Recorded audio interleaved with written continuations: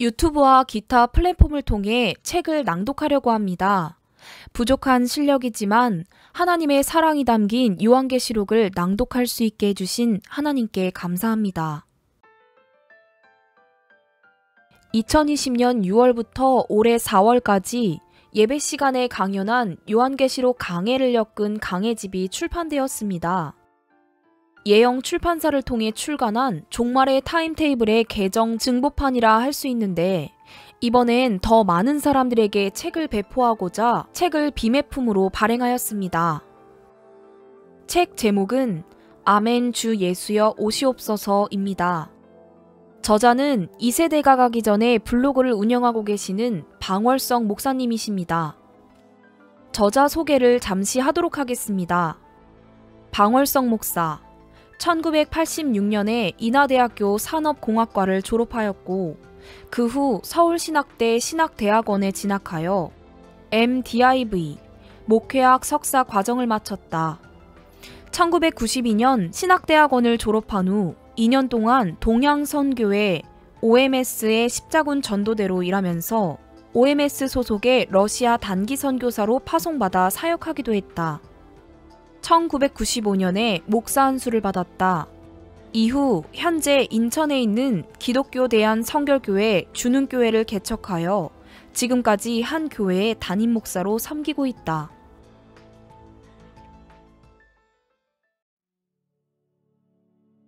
(2014년) 예영 출판사를 통해 요한계시록에 관한 설교집 종말의 타임테이블을 발간한 뒤 개관서라는 한계로 인해 다루지 못했던 본문들과 당시로서는 부족했던 지식으로 인해 풀지 못했던 말씀들을 보충해 7년 만에 다시 요한계시록 강해집인 아멘주 예수여 어서 오시옵소서를 발간하게 되었습니다. 성경의 마지막 책인 요한계시록은 성경의 결론이라 할 수 있는 중요한 책임에도 그 난해함과 문자적 해석을 배제한 잘못된 접근법으로 풀기 힘든 책이라 선입견이 있지만 천지가 없어지기 전에는 율법의 1.1핵이라도 반드시 없어지지 아니하고 다 이루리라 마태복음 5장 18절에 하신 말씀을 믿고 어린아이처럼 예언하신 말씀이 이끌어가는 대로 따라가다 보면 해석의 어려움보다는 깨달음의 기쁨이 크게 와닿는 책이기도 합니다. 부디 이 책이 어렵지만 외면할 수 없는 요한계시록을 이해하고 요한계시록의 주제라 할 수 있는 천국에 대한 소망을 새롭게 할 수 있는 기회가 되길 바랍니다. 이 책은 2020년 6월 28일부터 2021년 4월 4일까지 약 10개월 동안 강단에서 설교한 내용을 엮은 것으로 책 종말의 타임테이블 방월석 서울 예영 출판사 2014년 The Revelation of Jesus Christ, John F. Walvoord, Chicago, Moody Press, 1989. 호크마 종합주석 요한계시록 서울 기독지회사 1989년 책을 참고했으며 근본주의 신학자 앤드유즈 박사가 유튜브에 올린 레벌레이션 강해 설교를 참고했음을 알려드립니다. 목차는 총 44개로 구성되어 있습니다.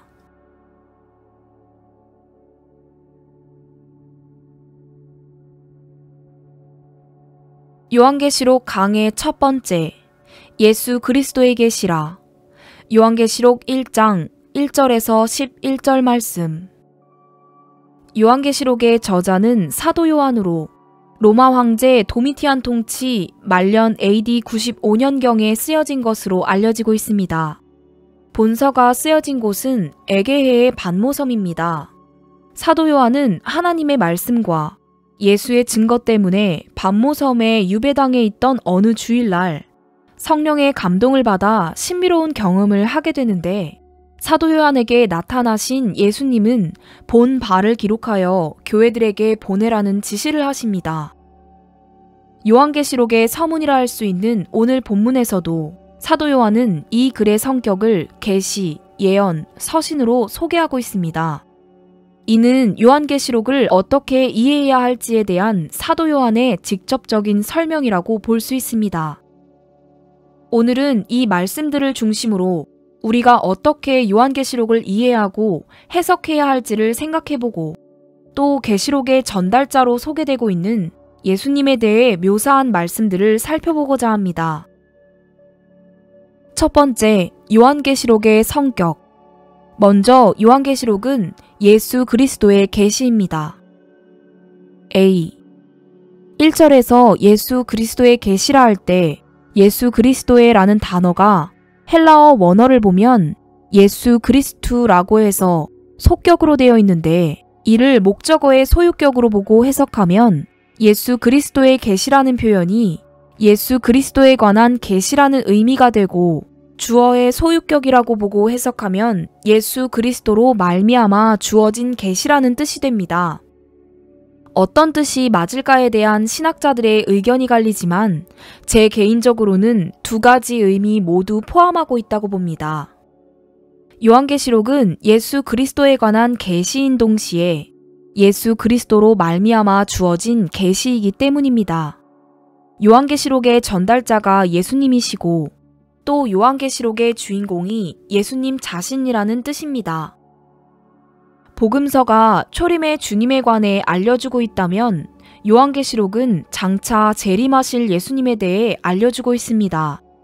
초림에 관한 말씀만 한다면 우리가 예수님에 관해 온전히 알고 있다고 할 수는 없는 겁니다. 계시록의 말씀을 통해 장차 다시 오실 예수님에 관해서도 알고 있어야 비로소 예수님에 관해 알고 있다고 말할 수 있는 것입니다. B. 두 번째, 계시에 해당되는 헬라어 아포칼립시스는 거두어내다라는 뜻을 가진 아포와 장막이라는 뜻을 가진 칼립시스라는 단어가 합쳐진 것입니다. 아포칼립시스는 장막을 거두어낸다는 뜻입니다. 지금까지 베일 속에 감추어 있던 비밀을 드러낸다는 뜻입니다. 앞으로 살펴볼 계시록의 말씀을 통해 우리는 지금까지 감추어져 있던 마지막 때의 비밀과 장차 세상을 심판하시기 위해 다시 오실 예수님에 대해 알 수 있다는 겁니다. 계시란 베일 속에 감춰져 있던 비밀을 드러낸다는 뜻입니다. 그런 의미에서 본다면 요한계시록은 이미 드러난 책입니다. 감춰진 책이 아니라 드러난 책이라는 뜻입니다. 다니엘서를 기록할 당시에는 예수님이 이 글을 봉함하라 라고 지시하셨지만 요한계시록을 기록할 때는 인봉하지 말라 하셨습니다. 왜입니까? 때가 가까웠기 때문입니다. 종말의 때가 가깝기에 요한계시록의 말씀들을 인봉하지 말고 펼쳐놓고 부지런히 살펴보므로 마지막 때를 사는 지혜를 얻어야 한다 하신 겁니다. 두 번째, 요한계시록은 예언입니다. 예언이란 미래에 일어날 사건들을 미리 알려주는 것을 의미합니다. 성경에는 여러 예언의 말씀들이 등장하는데 대표적인 것인 예수님의 초림과 재림에 관한 예언입니다. 구약 성경에 보면 초림에 관한 예언들이 300가지 정도 등장하는데 이 예언의 말씀들이 모두 문자적으로, 역사적으로 정확하게 성취되었습니다. 그렇게 될 수 있었던 것은 예언을 주신 분이 바로 인간의 역사를 주관하는 하나님이시기 때문입니다. 초림에 관한 예언들이 이처럼 문자적으로, 역사적으로 정확하게 성취된 것을 보았다면 종말과 재림에 관한 예언들도 문자적으로, 역사적으로 성취될 것이라 믿어야 하는 겁니다. 요한계시록은 바로 반드시 속히 될 일들을 알려주신 예언의 말씀입니다. 미래의 사건들을 알려주시는 예언의 말씀이라는 사실을 인정해야 비로소 요한계시록을 바르게 해석할 수 있다는 겁니다. 문제는 지난 2000년의 교회 역사 속에서 이 요한계시록을 어떻게 이해하고 해석할 것인가에 대한 많은 신학적인 논쟁이 있어 왔는데 그 가운데는 요한계시록이 미래의 사건을 예언한 글이라는 사실을 인정하지 않는 해석자들이 있어서 요한계시록의 내용을 오해하게 만들어 왔다는 겁니다. 신학적으로 살피면 대체적으로 다음과 같은 4가지 방법으로 요한계시록을 해석하려는 시도가 있어 왔습니다. A. 먼저 비유적 해석법입니다. 계시록의 말씀들이 역사적 사건을 염두에 두고 쓰여진 글이 아니라 성도들에게 영적 교훈을 주기 위해 쓰여진 비유적 말씀이라고 보는 견해입니다. 그래서 이들은 요한계시록을 해석할 때 이것을 역사적 사건과 연관지어서는 안 된다고 주장하는데 이는 예언의 역사성을 부인하는 해석인 것입니다. B. 과거적 해석법입니다. 요한계시록이 이미 과거에 일어난 사건, 초대교회 당시의 상황을 기록한 글이라는 주장입니다.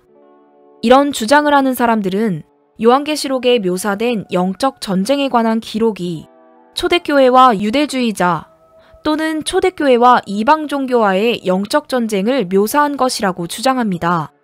그리고 20장부터 22장까지 묘사된 천국의 모습도 이 영적 전쟁에서 승리한 교회의 모습을 보여준다고 말합니다.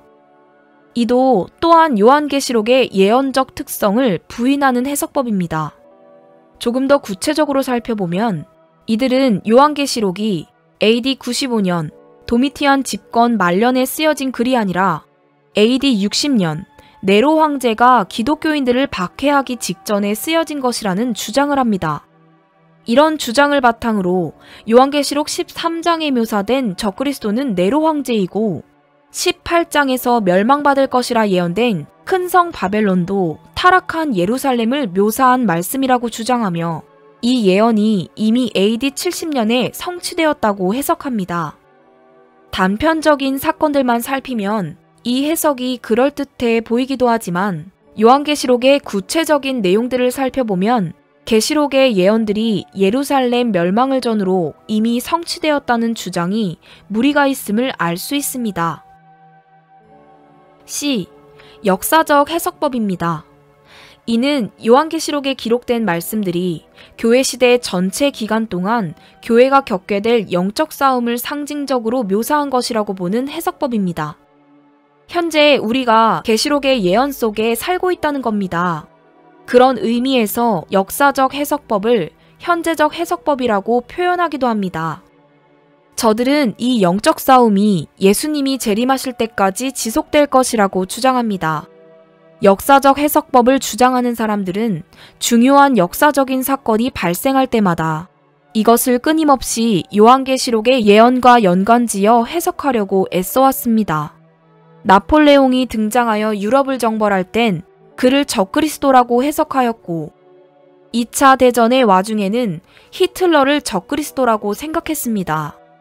중세 카톨릭 교회의 핍박을 받던 종교개혁가들은 교황을 적그리스도로 지칭하기도 했습니다. 역사적 해석법이라는 명칭과는 달리 시대가 바뀔 때마다 끊임없이 계시록에 대한 새로운 해석을 내놓으므로 오히려 말씀의 역사성을 훼손하는 오류를 낳게 되었다는 겁니다. D. 미래적 해석법입니다. 이는 요한계시록에 기록된 말씀들이 종말의 때에 있을 미래적 사건을 예시하고 있다고 보는 해석법입니다. 요한계시록의 서론에 해당되는 1장과 아시아 7교회에 보낸 개별적인 말씀인 2, 3장을 제외한 4장부터의 말씀은 이 땅에서 교회의 시대가 끝난 뒤 펼쳐질 종말과 심판에 대한 예언이라고 보는 것입니다. 미래적 해석법을 주장하는 사람들은 계시록의 말씀들을 다른 성경들과 마찬가지로 철저히 문자적으로 해석하려는 태도를 견지하고 있습니다. 비유적, 영적 해석을 지향하고 성경의 예언들이 실제로 일어날 미래적 사건으로 보고 문자적인 해석을 시도합니다. 물론 계시록에는 여러 가지 상징들이 사용되고 있긴 하지만 이 상징들조차도 그것이 표현하고자 하는 구체적인 실체가 있다고 보는 것입니다. 미래적 해석법은 정상적 해석법으로 불리기도 하는데 계시록의 말씀도 다른 성경과 마찬가지로 문자적이고 정상적인 방법으로 해석해야 한다는 주장입니다. 이런 상징적인 해석을 버리고 자꾸만 비유적, 영적, 역사적 해석을 시도하기 때문에 오히려 계시록의 말씀이 복잡해지고 해석할 수 없는 책으로 여겨지게 된다는 겁니다. 사도 요한이 요한계시록을 예언의 말씀이라고 분명히 선포했기에 계시록에 기록된 말씀을 미래에 일어날 예언적 사건으로 보고 그렇게 해석을 내려야 합니다. 과거의 사건이나 현재의 일들을 보여주는 상징이나 비유가 아니라 미래의 사건을 미리 알려주신 예언으로 보고 그렇게 해석해야 한다는 것입니다. 세 번째, 요한계시록은 교회에 보낸 서신입니다. 4절에서 사도 요한은 이 글을 아시아에 있는 7교회에 보낸 편지로 소개합니다.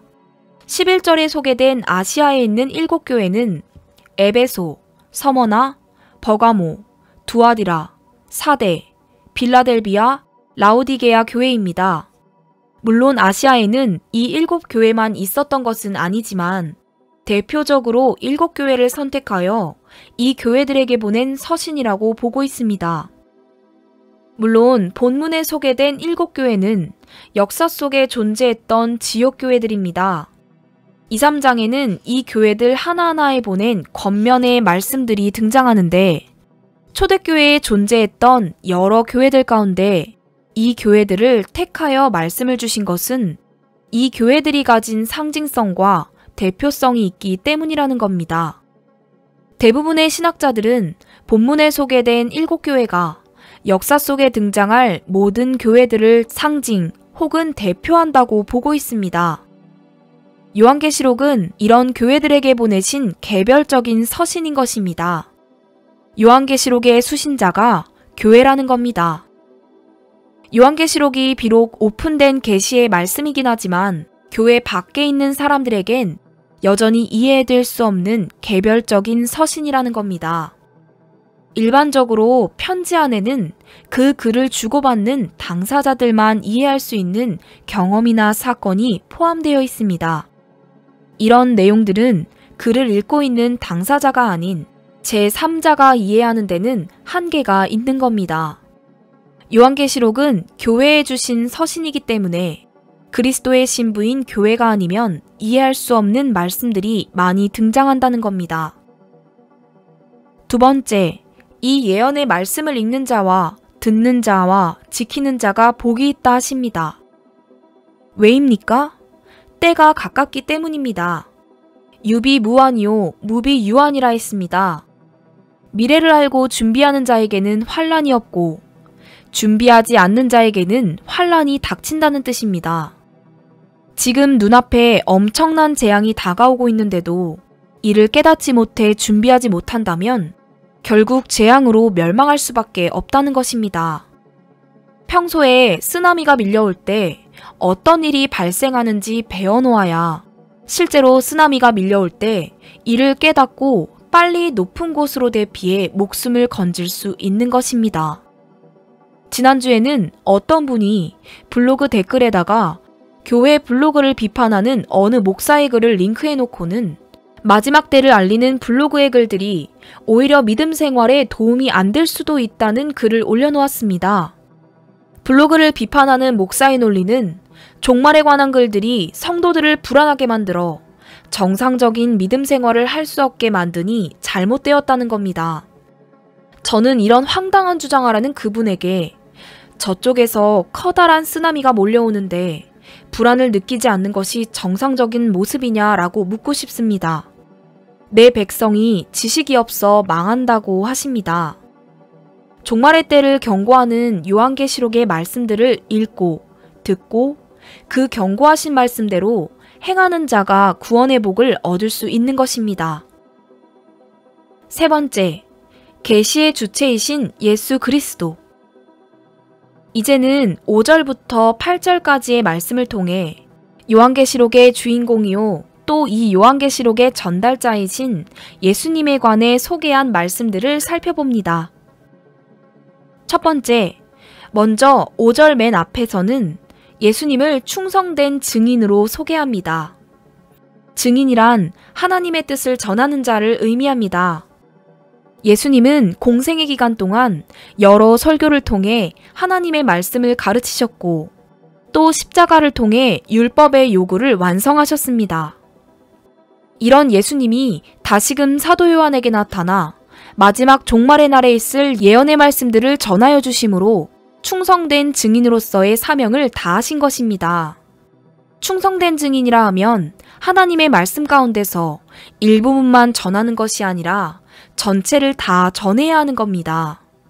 증인의 사명을 맡아다 하면서 종말과 재림에 관한 말씀을 전하지 않는다면 충성된 증인이라 할 수 없다는 겁니다. 두 번째, 죽은 자 가운데서 먼저 나신 이로 소개합니다. 예수님이 부활의 첫 열매가 되셨다는 말씀입니다.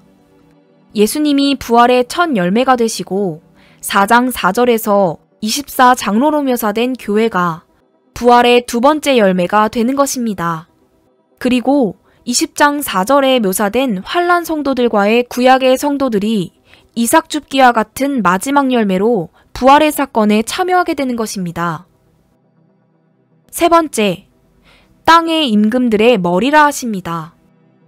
초림의 주님이 세상을 섬기기 위해 오셨다면 재림의 주님은 만왕의 왕으로서 세상을 통치하기 위해 오신다는 것을 알아야 합니다. 성경에서 예수님을 묘사하는 짐승이 바로 양과 사자인데 초림의 주님이 세상 죄를 지고 가는 하나님의 어린 양으로 오셨다면 재림의 주님은 유대 지파의 사자, 다윗의 뿌리로서 세상을 통치하시기 위해 오신다는 것을 알아야 합니다. 네 번째, 우리를 사랑하사 그의 피로 우리 죄에서 우리를 해방하신 분이라 하십니다. 2000년 전 십자가에서 대속의 사역을 완성하심으로 우리를 죄와 사망의 권세에서 해방시켜 주셨는데 오늘 본문에서는 그 동기가 우리를 사랑하셨기 때문이라 하십니다. 하나님이 세상을 이처럼 사랑하사 독생자를 주셨으니 이는 저를 믿는 자마다 멸망치 않고 영생을 얻게 하려 하심이니라 라고 하십니다. 하나님이 독생자를 내어주신 것도 우리를 사랑하셨기 때문이고 예수님이 십자가에서 자신의 생명을 내어주신 것도 우리를 사랑하셨기 때문입니다. 구원은 값없이 주어지는 은혜의 선물이지만 예수님은 이 구원의 선물을 예비하시기 위해 자신의 생명을 내어주셨다는 사실을 잊지 말아야 한다는 겁니다. 다섯 번째, 우리를 나라와 제사정으로 삼으실 것이라 하십니다.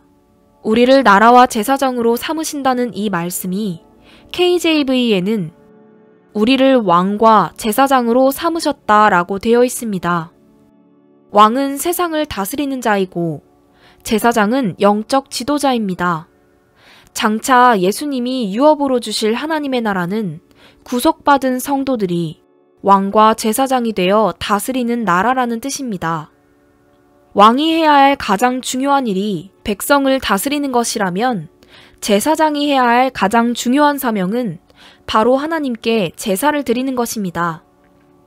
아버지께 참으로 예배하는 자들은 신령과 진정으로 예배할 때가 오나니 곧 이때라. 아버지께서는 이렇게 자기에게 예배하는 자들을 찾으시느니라 라고 말씀하십니다. 예수님이 부엌에서 음식을 준비하던 마르다보다 예수님의 발 앞에서 예배를 드리던 마리아를 더 칭찬하신 것처럼 구속받은 성도들이 힘써야 할 최우선적인 일이 바로 하나님을 예배하는 것입니다. 우리를 왕과 제사장으로 삼으신 뜻이 무엇인지 알아야 한다는 겁니다. 여섯 번째, 구름을 타고 오시리라 하십니다. 볼지어다 구름을 타고 오시리라. 각인의 눈이 그를 보겠고 그를 찌른 자들도 볼 터이요 그를 인하여 애곡하리니 그러하리라. 아멘. 이라 말씀하십니다. 구름을 타고 오실 때 땅에 있는 모든 족속들이 볼 것이라 하신 것을 보면 이 말씀은 휴거의 사건이 아니라 지상재림의 사건을 설명한 말씀입니다. 사도행전 1장에서도 구름을 타고 하늘로 승천하신 예수님을 바라보던 제자들에게 흰옷을 입은 두 사람이 나타나 갈릴리 사람들아 어찌하여 서서 하늘을 쳐다보느냐. 너희 가운데서 하늘로 올리우신 예수는 하늘로 가심을 본 그대로 오시리라는 재림의 약속을 주셨습니다. 이 약속을 지키기 위해 예수님이 구름을 타고 다시 오실 것임을 확인시켜 주신 말씀인 것입니다. 일곱 번째, 예수님이 알파와 오메가가 되신다 하십니다. 알파와 오메가가 되신다는 말씀은 예수님이 역사를 시작하시고 또 끝내신다는 의미로 예수님이 바로 역사의 주관자이심을 선언하신 것입니다. 인류의 역사는 예수님의 탄생을 기점으로 BC와 AD로 나뉘었고 히스토리는 히즈 스토리, 그분의 이야기라고 했습니다. 알파와 오메가가 되시며 역사의 주관자가 되시는 예수님이 인류의 역사를 끝내시고 이 땅에 하나님의 나라를 세우시기 위해 다시 오실 것입니다. 네 번째, 결론. 요한계시록은 감추어졌던 비밀을 드러낸 계시요, 마지막 때에 있을 일들을 알려주신 예언이며 구속받은 성도들에게 주신 서신입니다. 이 요한계시록의 주인이요 전달자이신 예수님이 이 예언의 말씀들을 성취하기 위해 다시 오실 것입니다. 우리 모두 이 예언의 말씀을 부지런히 보고 듣고 행함으로 그날을 예비하는 지혜로운 성도가 되어야 할 것입니다.